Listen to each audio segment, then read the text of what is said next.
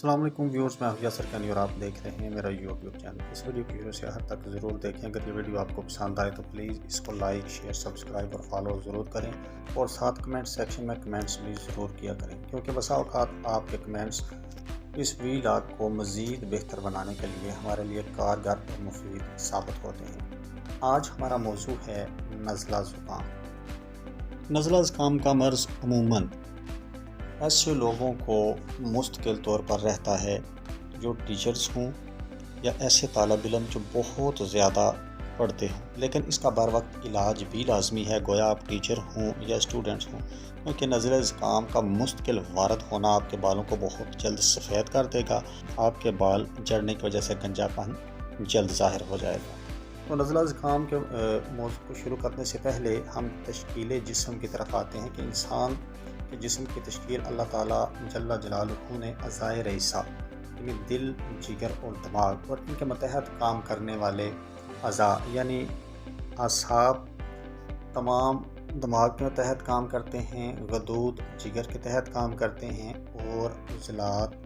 دل کے تحت کام کرتے ہیں۔ اعصاب، غدد اور عضلات یہ مل کر انسانی جسم کی تشکیل بناتے ہیں، اور ان میں چوتھی چیز ہے الحاقی مادہ، یعنی جس طرح اینٹوں کے درمیان گارا یا سیمنٹ کو مضبوطی سے جوڑے رکھتا ہے، اسی طرح الحاقی مادہ اعصاب، غدد اور عضلات کو آپس میں جوڑے رکھتا ہے۔ تو میڈیکل سائنس بھی اس بات پر متفق ہے کہ انسانی جسم کی کنسٹرکشن جو ہے وہ 4 قسم کے ٹیشوز سے مل کر بنتی ہے، جس میں epithelial tissues, muscular tissues, nerve tissues and connective tissues ہیں، یعنی یہ 4 چیزوں سے مل کر انسان کا جسم تشکیل پاتا ہے۔ تحریک کا ویسے معنی ہے حرکت۔ جب کوئی عضو، جس طرح میں نے 3 عضو کی بات کی، دل، جگر اور دماغ، ان میں سے کوئی ایک عضو اپنے اندر فراوانی اور قوت دوسرے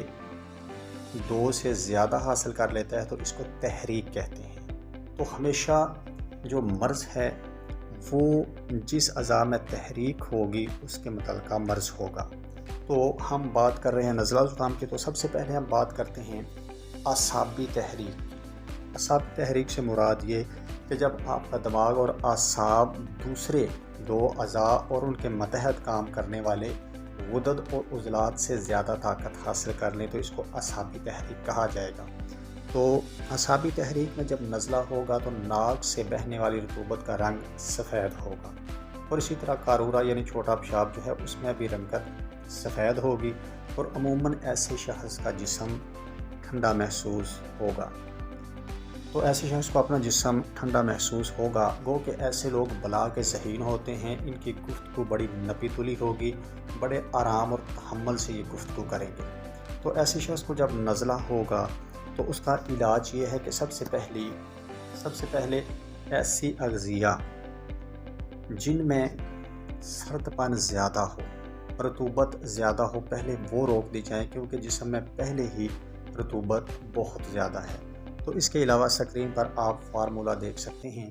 ان تمام ادویات کو پیس لیں۔ اگر جسم میں خشکی زیادہ ہے تو اس میں شہد ملا لیں۔ تو یہ 30 سال سے اگر آپ کی عمر زیادہ ہے تو آدھی چمچ، اور اس سے زائد بھی آپ 3 وقت کھانا کھانے کے بعد یہ دوائی لے سکتے ہیں۔ اور اسی طرح اگر آپ کی عمر کم ہے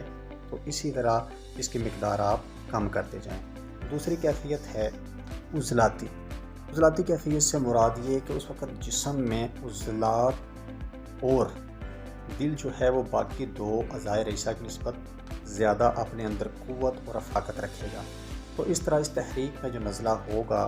اس میں ناک سے رطوبت تو نہیں بہے گی، بلکہ اکثر ناک میں جم جاتی ہے، اور اس رطوبت کا رنگ سرخی مائل یا میلا ہوگا۔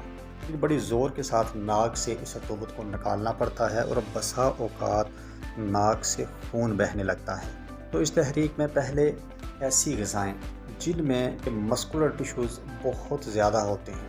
تو ایسی سب سے پہلے اغذیہ کو روکا جائے کہ ایسی اغذیہ مریض استعمال میں نہ لائے۔ تو دوسری جانب آپ سکرین پر فارمولہ دیکھ سکتے ہیں، ان تمام ادویات کو آپ پیس لیں، پیسنے کے بعد چھان لیں، اور اسی طرح اس کی مقدار آدھی چمچ اور اس سے کم و بیش عمر کے لحاظ سے استعمال میں لائی جا سکتی ہے۔ تیسری قسم ہے غدی تحریک۔ غدی تحریک میں انسانی جسم میں گرمی کے ساتھ ساتھ رطوبت ہوگی اور اس میں لیکن گرمی کا اضافہ ہوگا، تو گرمی کے اضافے کی وجہ سے ناک سے بہنے والی رطوبت کا رنگ پیلا ہوگا، اور اسی طرح اس کا قارورہ، اس میں بھی زردی یعنی پلاہٹ واضح ہوگی۔ تو اس کیفیت میں سب سے پہلے ایسی غذائیں جن میں گرمی کا عنصر زیادہ ہے اور طب کے لحاظ سے یعنی ایسی غذائیں جن میں ایپیتھیلیل ٹیشوز بہت زیادہ ہیں، یہ غذائیں سب سے پہلے روک دی جائے۔ اس کے بعد اسکرین پر آپ فارمولہ دیکھ سکتے ہیں، ان ادویات کو پیس لیں، پیسنے کے بعد چھان لیں، اور اسی طرح آدھی چمچ، اور عمر کے لحاظ سے اس کی مقدار میں کمی بیشی کی جا سکتی ہے۔ ایک چیز شاید آپ کے لیے حیران کن ہو کہ ان 3 فارمولوں میں ایک فارمولہ کیوں لازمی استعمال کیا گیا ہے، تو اس کی وجہ یہ ہے کہ جو چیز فطری مزاج رکھتی ہوتی ہے، فطری مزاج گرم تر مزاج کو کہا جاتا ہے، تو یہ مزاج فطرت کے قریب ہونے کی وجہ سے اس میں بہت زیادہ دور رس اثرات پائے جاتے ہیں، تو یہ گرم تر مزاج رکھنے کی وجہ سے یہ دوائی جو تینوں فارمولوں میں استعمال کی گئی ہے، یہ تینوں کو بیک وقت فائدہ بھی دے سکتی ہے، اور اس کے علاوہ یہ سینکڑوں امراض میں فائدہ دے سکتی ہے۔ تو جس طرح دیکھیں روٹی، اس کا مزاج گرم تر ہے، یہ فطرت کے قریب ہے، تو آپ دیکھیں کہ انسان بچپن سے لے کر تا دم مرگ روٹی کو کھاتا ہے اور اس سے کبھی بدظن نہیں ہوتا، اور یہ جسم کے کبھی مخالف نہیں جاتی۔ تو اسی طرح یہ جو فارمولہ ہے اس کو اکسیر بادیان بھی کہا جاتا ہے، تو یہ ایک اکسیر کا درجہ رکھتا ہے، یہ تقریباً بے شمار امراض میں آپ استعمال کریں، آپ کی تحریک چاہے کوئی بھی ہو، تو یہ فارمولہ وہاں کام کرے گا۔ اب مجھے اگلی ویڈیو تک کے لیے اجازت دیجیے، اللہ حافظ۔